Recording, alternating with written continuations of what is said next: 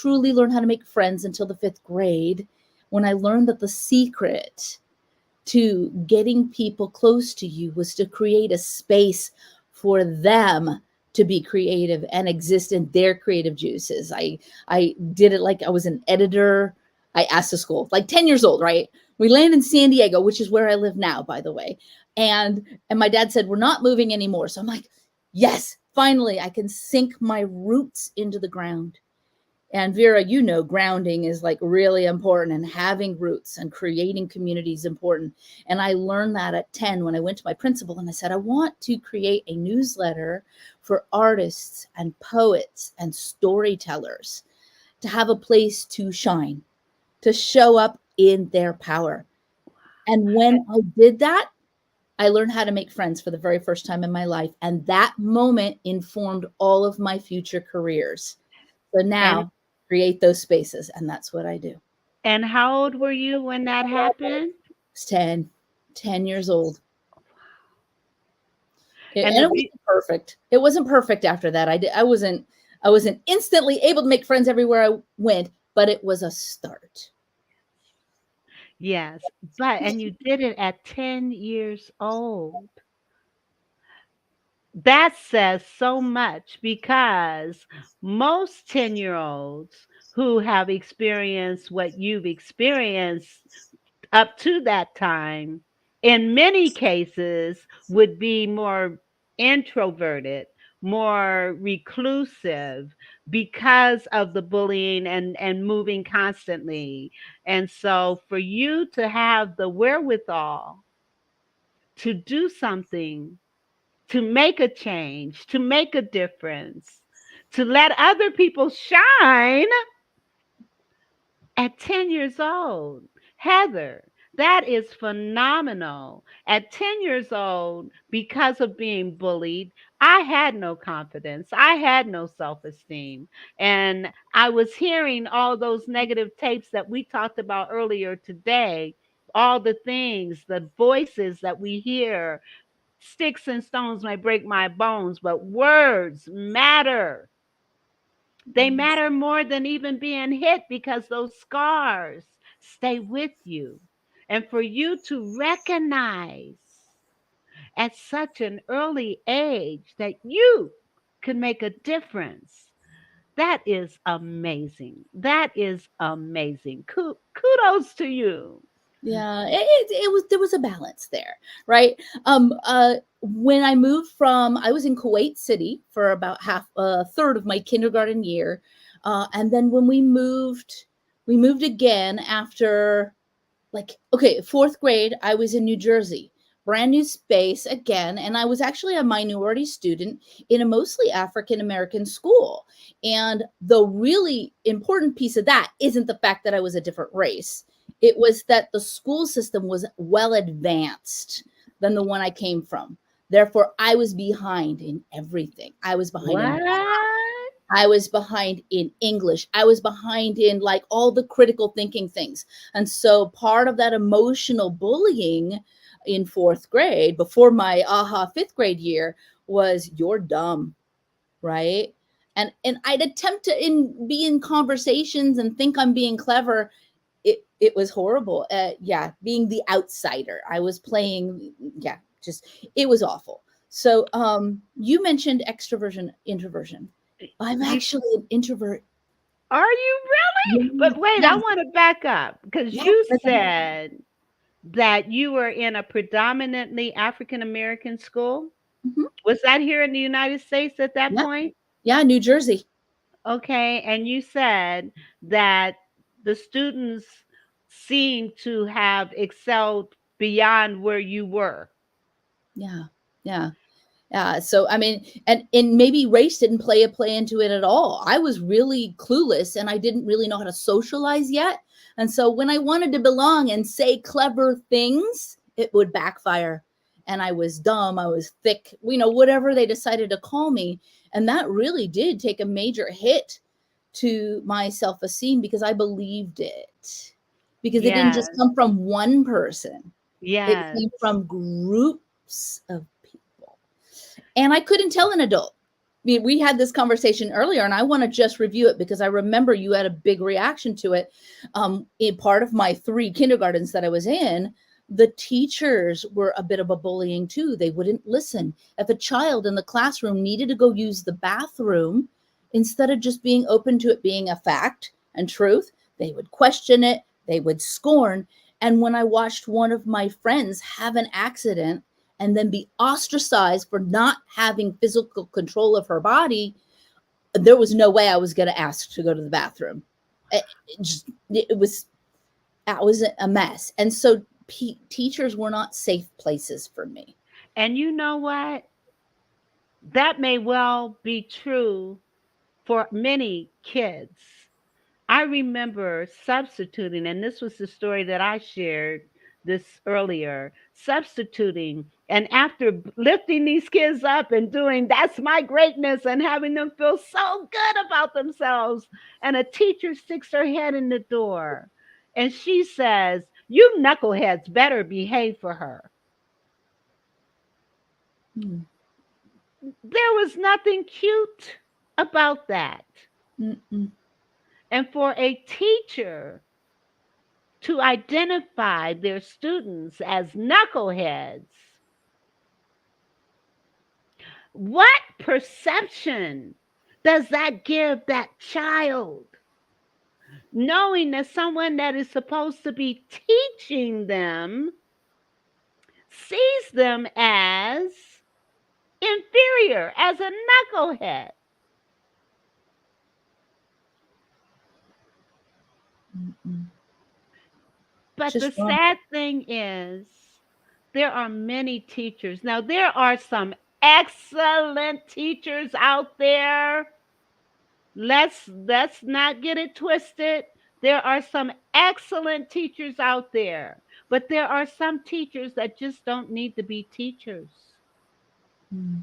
because they have their own unresolved issues and it impacts on their children. And when you consider 64% of adults have unresolved issues that stem from their childhood.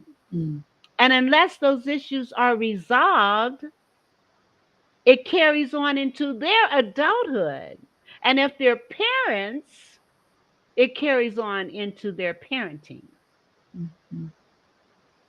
I would say that 64% is on the low side. It depends on how you defined those unresolved things.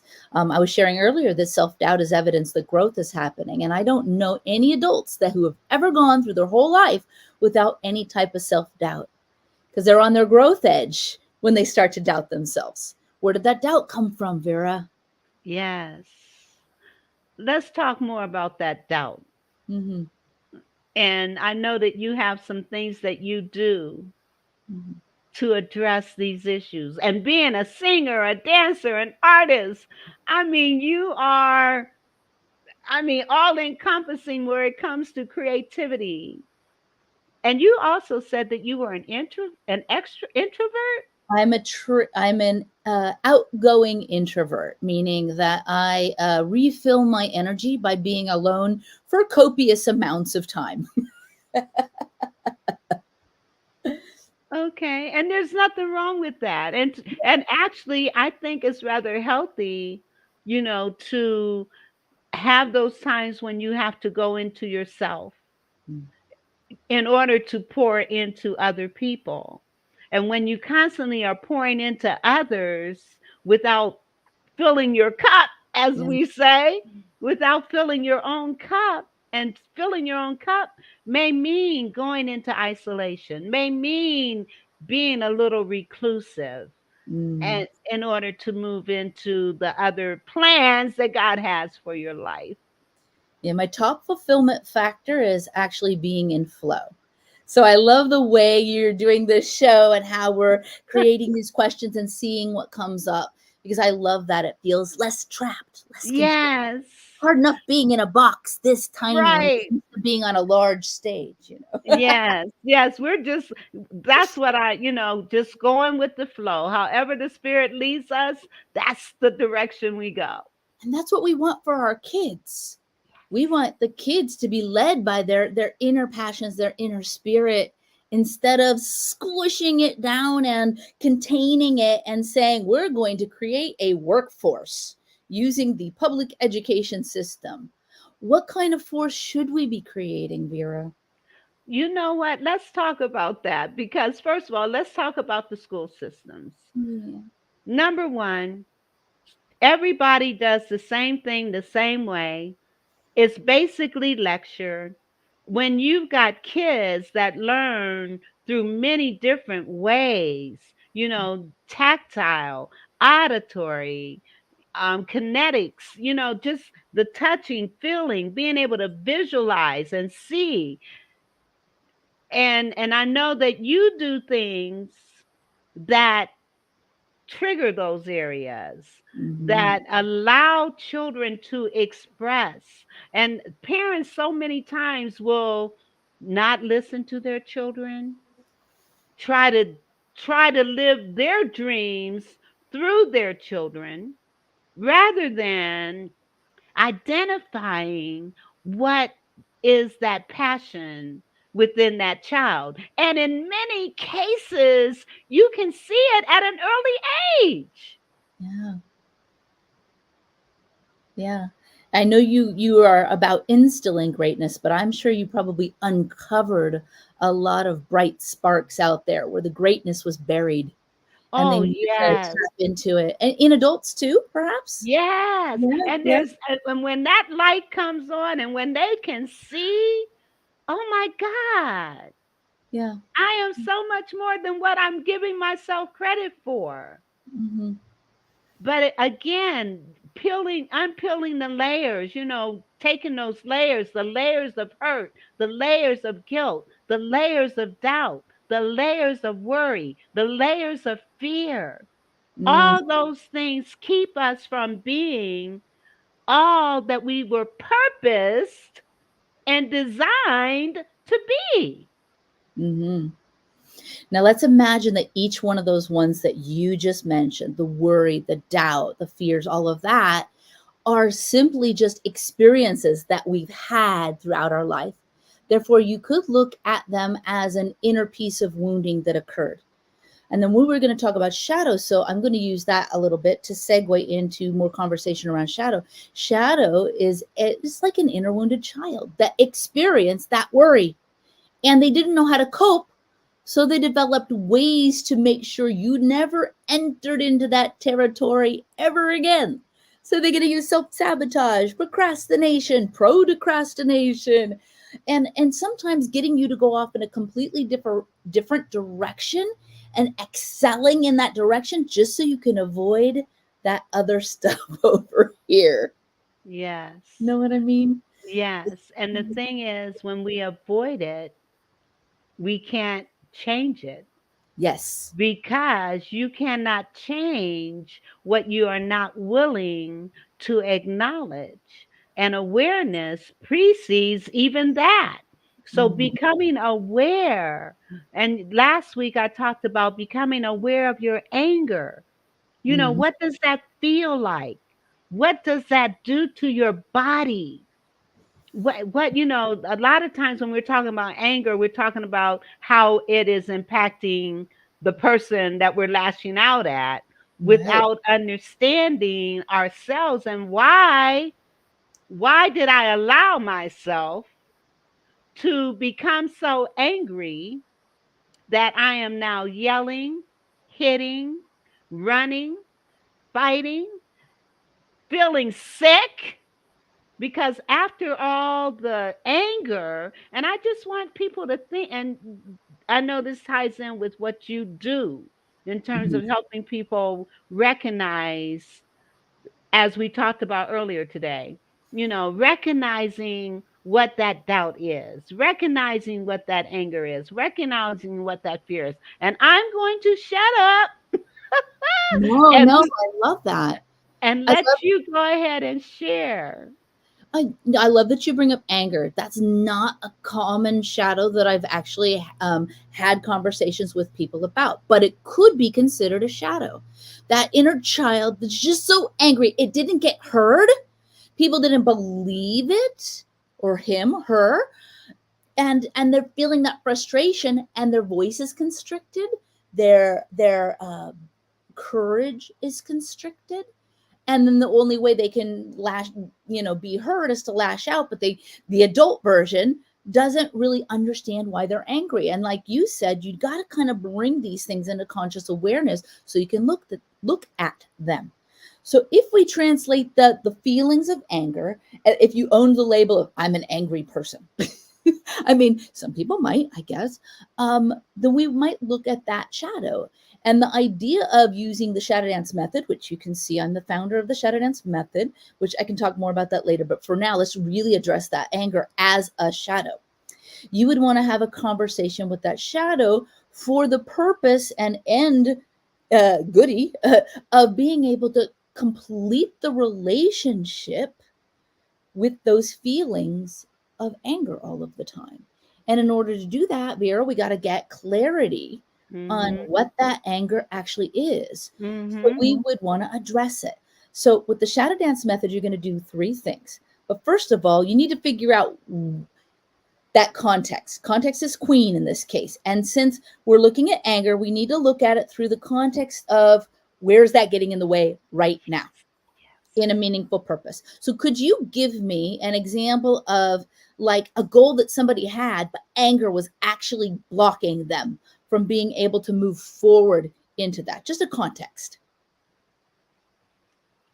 I had a client that wanted a particular profession Mm, that involved interacting and communicating with other people, but he had a short fuse mm, and the least little thing. And he recognized that this anger brought fear. Because mm. now the fear is I'm going to get into my dream and my idea, but something's going to trigger me and cause me to possibly react, relate, respond in a negative way.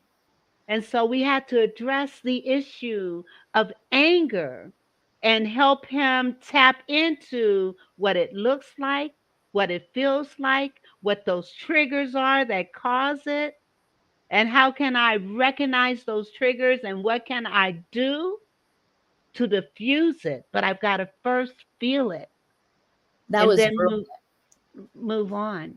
That was brilliant because he had the time to spend with you to go in and discover where it exists. And that's Yes. what mine does. It's a I don't want to say it's a shortcut version. And the reason for the context in the higher pursuit is to keep it from going in the super dark places where you're Yes. opening cans of worms. And maybe like if you're a practitioner in shadow work, or you don't want to go where your scope of practice doesn't cover, right? You know, Right. so being able to keep people in the, he was very passionate about being able to help people, and he had a very real fear that Yes. he could do something to really get in the way of that. And so I get that in a different area in like, yes, I want to be prepared because I'd be afraid to be seen as unprofessional or have it come back to bite me in the butt and all of those things. So in the shadow dance method, the way we do that when we don't have an hour of time in front of Vera,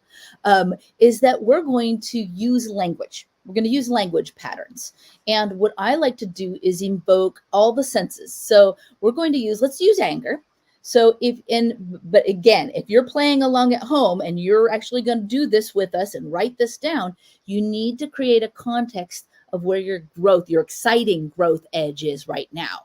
The one where anger might be getting in the way of you being able to move forward much more quickly into that next stage of growth. So for him, it was, I want to be a coach, or I want to work with people, and I want to be a good communicator inside of that. So that was the context for the person that Vera was talking about. For you, it might be something completely different. But when you have time, jot it down at the top. The next piece is going to have the word dear anger. It's like you're writing this. I'm going to call it a love letter. It really is. Dear anger, I see you win. I feel you win. I hear you win. And any other words, that there's no wrong way to do this. As long as it's a sensation word, that I intuit you win, I witness you win, whatever that word is, for how to feel when anger gets in the way.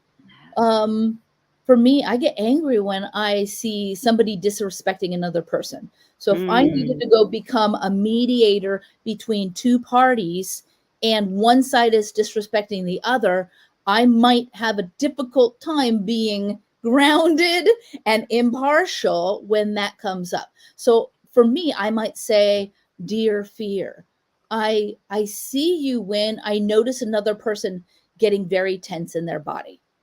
I hear you when uh, people on both sides that I'm mediating, their words are getting heated, the voices are raising in volume.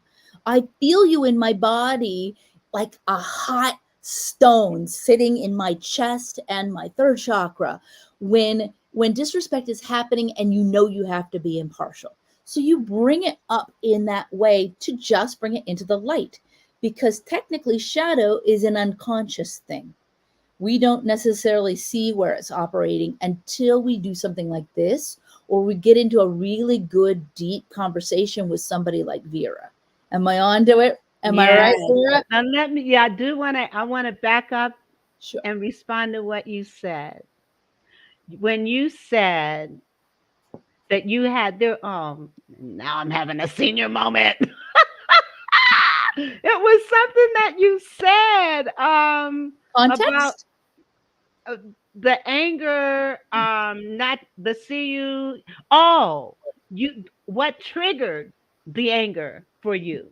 The Yes. injustice.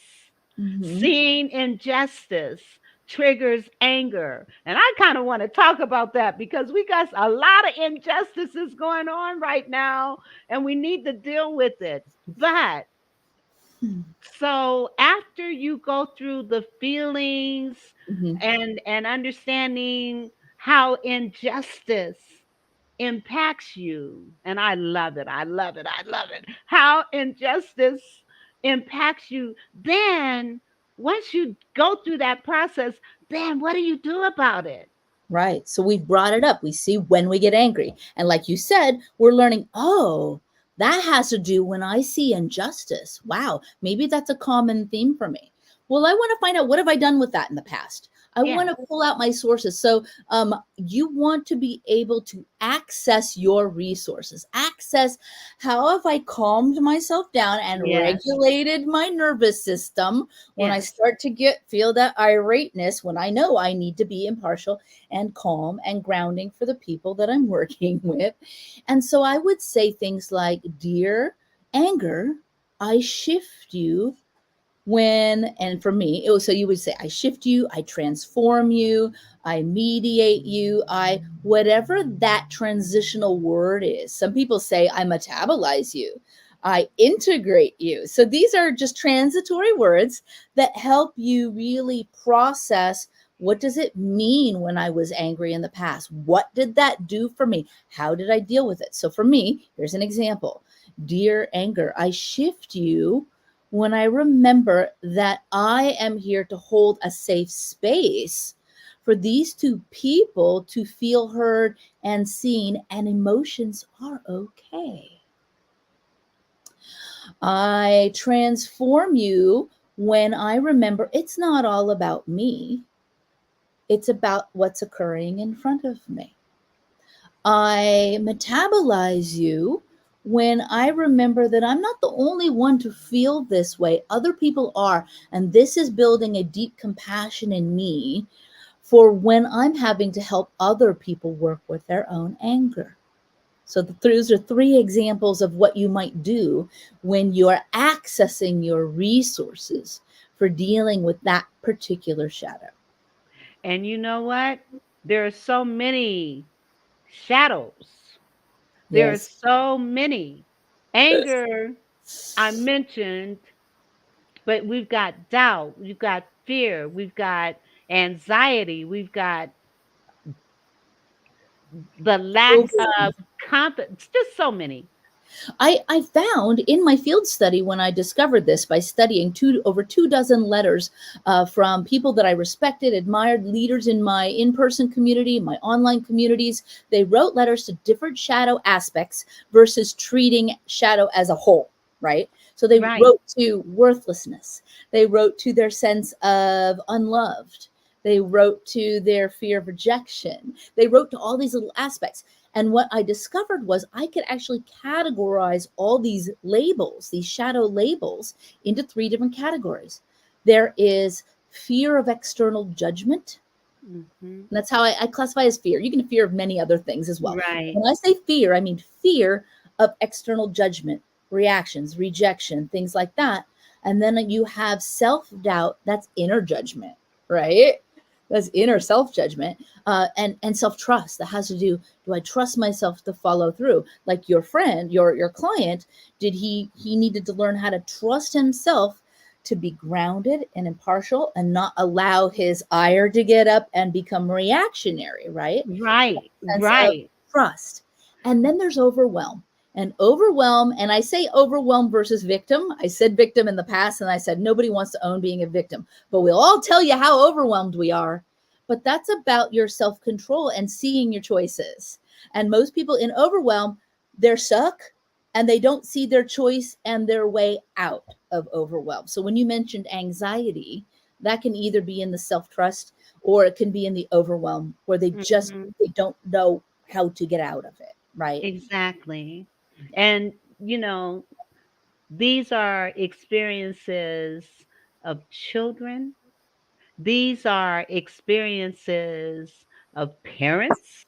These are experiences of those who are in the workplace and experiencing possibly being bullied, or with some of these shadows, those shadows may be causing them to bully. Mm-hmm. Yeah. Bullies bully, right? Bullies bully. And I was asked, hurt people. since you were bullied, was that ever you? Did you ever take it out on anyone? I will say No. not at school, but I had sisters. Oh, so okay, tell us. All right, Okay. tell me your experience, and then I'll. I'll give you a fun one. I wasn't a huge bully to my sisters, but during the worst year of bullying, I felt out of control. I remember walking home one day thinking I wish I had a personality transplant because everything that came out of my mouth got made fun of by my peers, and I wasn't feeling very confident about myself. But you know what I was really good at? I was good at being creative. So, and this was my first time ever experiencing real snow. I was in New Jersey and I'm San Diego. It doesn't snow here. Okay. Right. So No, it we're in New doesn't. Jersey, and in my creative mind and my need to have control, I built a Tupperware igloo. I packed snow into those little, remember Tupperware, right? You get the Yes, Tupperware. yes, I yes. packed snow into one of those little square things, and I built this igloo, almost made it round, put a little sheet over the top, made for it, and then I had my sister go in it and stay. And it was, I felt so proud of myself. She's your baby sister. Oh, baby sister, Oh, 19 months younger, but man, it felt good when somebody would do what I asked them to do. and how did she respond? What was her Oh, response? she whined about it, but she didn't have the resources to know she actually had a choice. We laugh about it now, but Right. God, what a And that's the mean. other thing. Understanding that we do have a choice. Yes. We do not have to allow people to treat us any kind of way. As a Mhm. matter of fact, and I say this all the time, Eleanor Roosevelt said, no one can make you feel inferior without your permission. Mhm. That was the thing that made a difference in my life. That was the quote that made me understand that it didn't matter what other people said about me. It didn't matter how other people felt about me. It didn't matter whether people liked me or not. What mattered was how I saw myself. What mattered was how and what I said to myself. What mattered was how I see myself. And and and so understanding everybody, please, in bully situations, at school, at home, at work, you do not have to allow people to treat you any kind of way. In fact, Dr. Phil says we teach people how to treat us. Yeah. Yeah. How old were you when that really sunk in and you were able to just own that? I started reading because of the bullying and because of my lack of, and at 14, I was doing things, I was the first and the youngest president of our church youth association that was a part of a number of churches together. And at 14, I was the president, So even though I didn't have all that assurance of myself, but I read what Eleanor Roosevelt said. I was about 13 when I read it. Mm, And yes. that truly, I started just eating up self-help books. And, Wow. At 14. yes, because Wow. I wondered why I was treated differently, and I would cry. What is my purpose? Why was I born? And someone introduced me to some of these self help books. The first one was The Magic of Believing by Claude Bristol. Mm, And that was where Eleanor Roosevelt's quote was in that book. And that yes. book really was helped change my life because I mean, I started eating up what it was saying. It talked about if you want confidence, act like you have it. Sort of like fake it till you make it. Go ahead. I keep losing There's my something head. else. That's okay. There's something else you said that I think actually also plays a key role inside of you being able to make that shift. And it's very similar to the one that I discovered at 10, in that you put yourself into almost a role model position. And when we do that, we're not just showing up for ourselves, we're showing up for others. And that's been a really key thing for me. If I'm feeling super challenged by something, I show up even bigger working through it because I know that when people watch me attempt to work through it, it's going to do something for them. And to me, maybe it's because I need to have others involved in order for me to make a huge transition or change. I don't just do it for myself. And at one time, I may have believed that. And nowadays, I feel like, you know what? There's even more value in me learning to do it when I can do it publicly. Yes. And I think that's probably why I, became a trainer and a speaker and then a certified coach because as we are healing ourselves, it gives us opportunity to set an example to help heal others. And Yes. that's why the work with kids, I don't want any child to ever feel like I felt as a child hearing those negative things. I don't want any parent to feel that they have a right to treat their children any kind of way and expect them to be successful. You know what I'm saying? Yes. Um, so yes. Let's talk about success for a moment. Do Okay. do you know, like, some, you know how some successes can feel completely empty, and people get, it's a metric thing. I met my quota, I did these numbers, I enrolled this many people, I sold this many Hmm. units of blah blah blah. But then when they do it, it's like, okay, on to the next thing, and it's like wah wah wah. For you and me, because we work with people and we're working with raising the level of their belief in themselves, we're selling people in a better version of themselves. Yes. um, what along that journey just makes you like squee with joy, like, yes, I love how I showed up today? What beingness do you step into where you feel the most joy and fulfillment on this journey? when I see transformation. Yee. Example, I had an 8-year I was coaching a mother and her two boys. And the one her 8-year-old was being bullied in school. And so what we did, I helped him to recognize his power. I helped him to understand his confidence and understand and build his self esteem.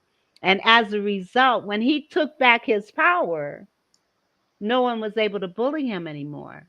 And he Mhm, was able to stand up to the bullies and mhm. tell them, what you're doing does not affect me because I know who I am. I am loving, I am kind, I am strong, and you can't impact me because I know who I am.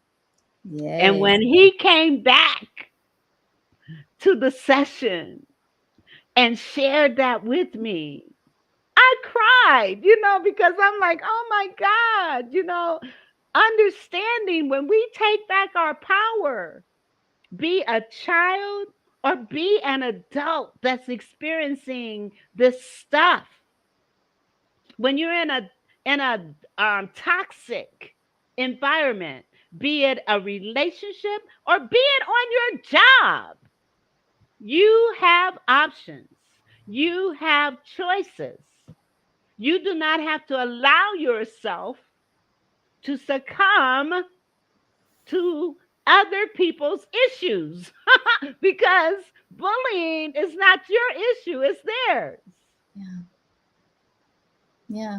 So your end result was transformation. So the Yeah. beingness, maybe effectiveness, maybe empowering, maybe like what did you step into? Were you being in what was your power? Like if you had to give a descriptive word around the power that it took to create that transformation, what was that? I think, just one, being authentic, Mm, being myself, mm, understanding where he was coming from because I had experienced it myself. mm, But at his age, I didn't know how to take back my power. mm, I mm, didn't know how to do that. yes. So I became the doormat. I became, the person that was bullied all the time, everywhere, and so allowing people to understand that you can take back your power. Uh-huh.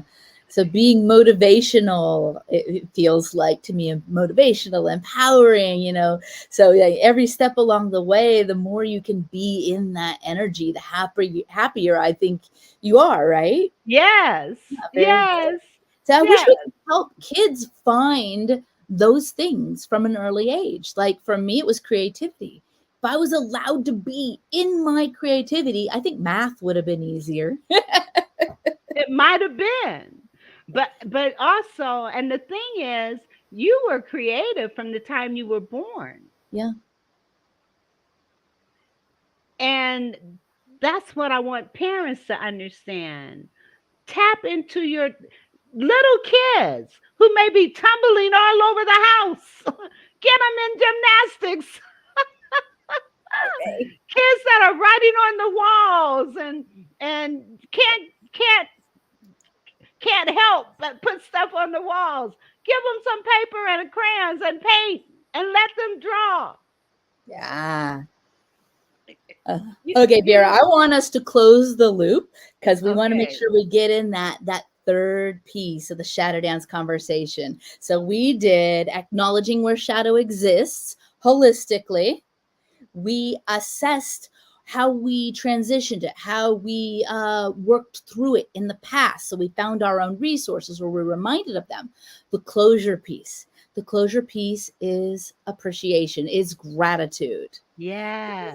So Yes. we'd say, Dear anger, thank you for showing me that emotions are okay, but how we react when we're in those emotions needs to be channeled correctly. dear anger, I so appreciate the journey with you, because now I understand how to guide others through their own emotions of anger, especially when injustices happen and they're not allowed in that moment to really let it out, you know? So that's how that third piece goes. Find, it's not necessarily, dear anger, I'm grateful for you. It's, I'm grateful for the journey with you. There's a Yes. difference there, right? And so if we can find gratitude in the journey that we've had with self-doubt, with our fears, with our overwhelms, in pieces, right? So under the context, right? That's really important. Then we're able to really see it when it happens again later, and go, all right, Yes. I remember this. And there's a bonus. The bonus is, what did you learn Yes. in that journey? So with anger, it's like emotions are okay, or feel the emotions and ground or keep reaction from happening. Whatever your personal lessons are on that journey, bring those out of that situation, because then it'll feel like it wasn't for nothing. Yes. We want the lessons. We want to know where our power is inside of that journey. And then it's okay. Your shadow should have a lot more trust in you being able to take care of it. And Yes. they might raise their hand to remind you, but you can be like, that's okay.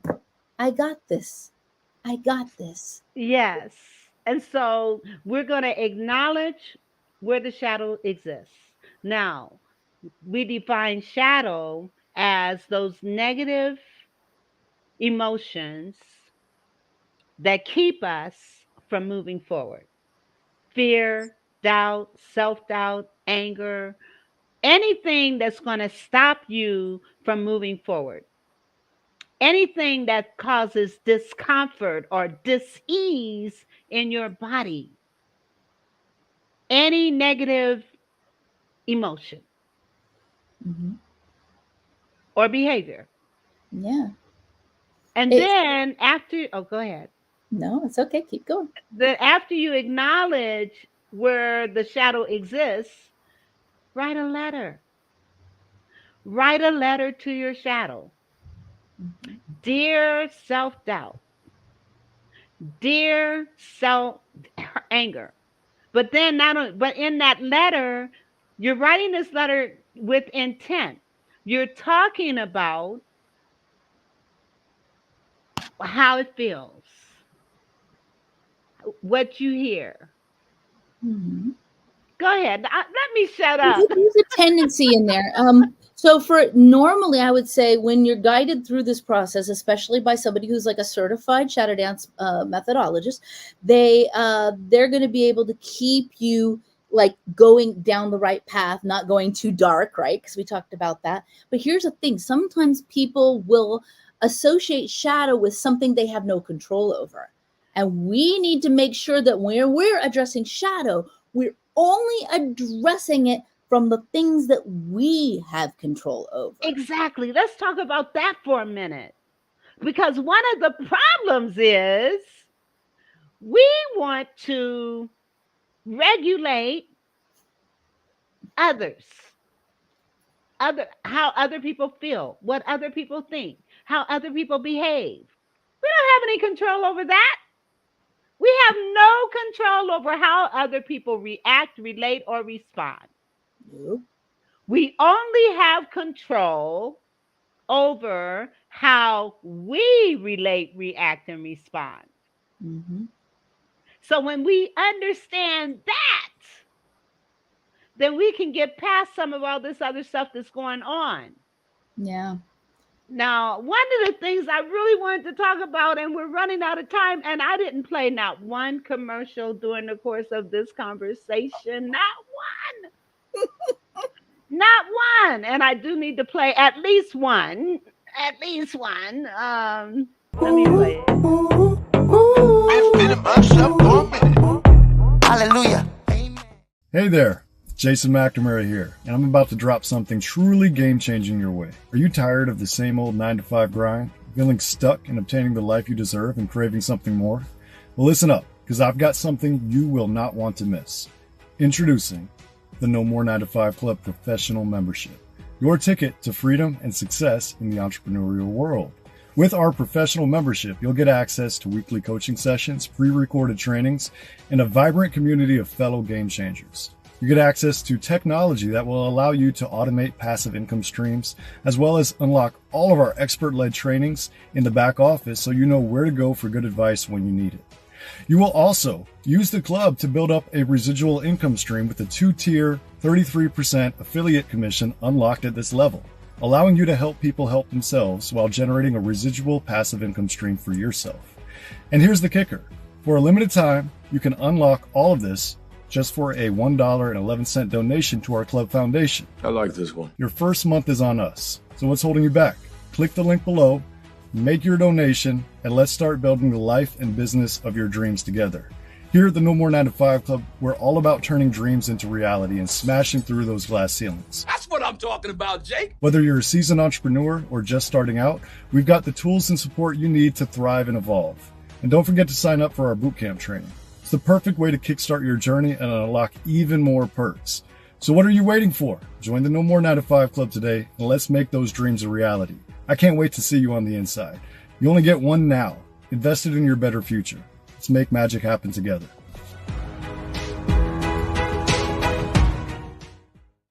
In a world where authenticity is the key, unlock your brand's potential with ADM's game-changing marketing solutions.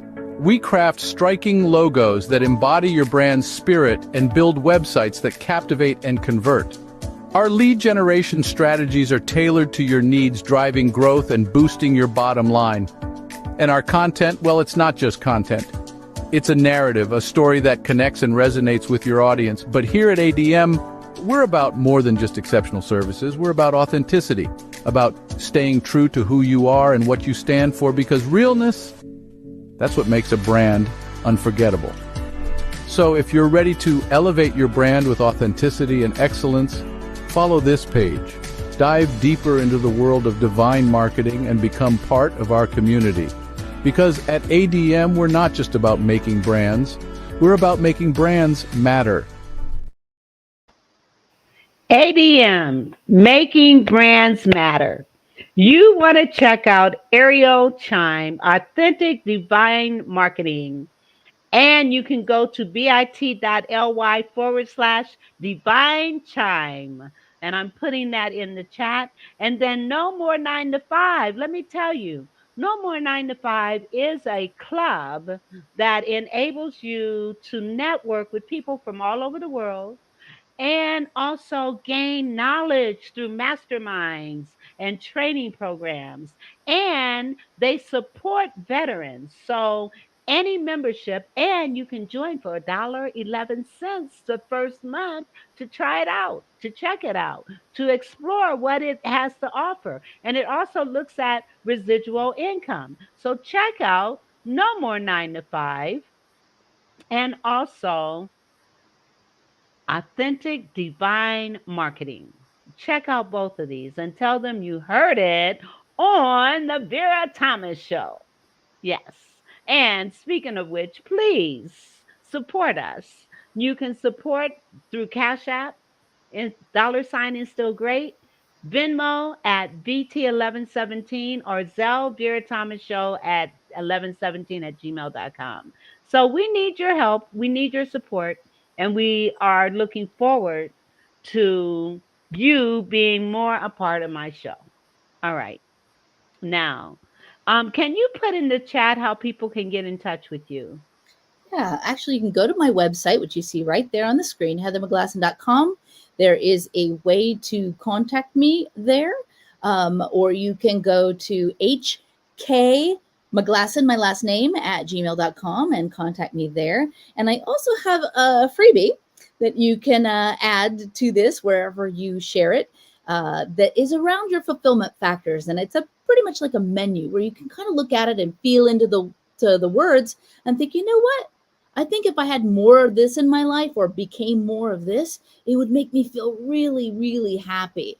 The idea is not just to reach success and feel like I did it and then move on to the next thing. It's to feel really fulfilled every step of the way. And for more goodies, you can go to shadowdancejourney.com, all one word. And in there, you can actually select the free item of your choice on that particular website. That's shadowdancejourney.com. Okay. And I just put that in the chat. And I am putting it on the screen so that you all can go to shadowdancejourney.com. It has been such a pleasure having you on my show. One of the things that I really wanted to talk about was bullying in the workplace. And it has been shared statistically that an estimated 48.6 million Americans are bullied at work. Mm. And so I'm going to do a show, and my focus is going to be strictly on bullying in the workplace. We're going to talk about the prevalence of it, who is affected by it, who are the perpetrators of it, the impact that it has, and how organizations are responding to it, and what you can do if you are bullied in the workplace.